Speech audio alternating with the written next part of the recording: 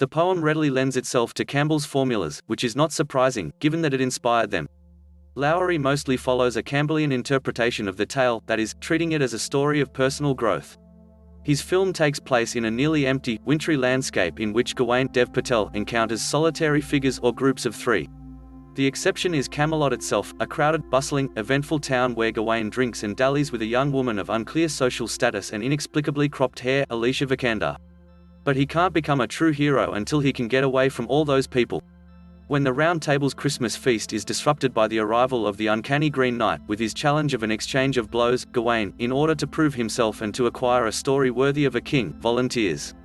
In the original poem, as well as the rest of the Arthurian tradition, Gawain is never described as in line for the throne, but Lowry introduces the idea that Arthur is considering him as a potential heir.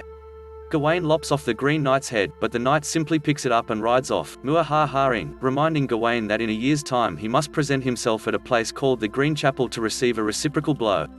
The best of movies, TV, books, music, and more, delivered to your inbox. The poem passes over Gawain's adventures on this journey pretty quickly, explaining, in Simon Armitage's excellent translation, so momentous are his travels among the mountains, to tell just a tenth would be a tall order.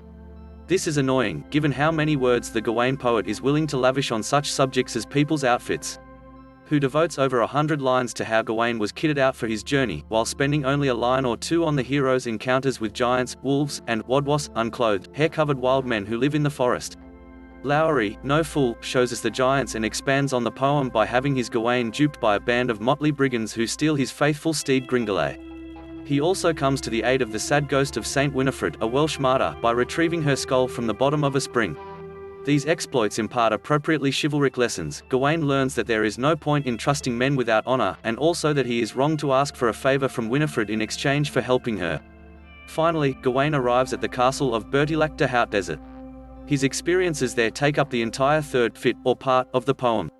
His host proposes yet another trading game. He'll go out hunting, and whatever he obtains while doing so he will exchange for whatever Gawain gets by hanging around the castle all day.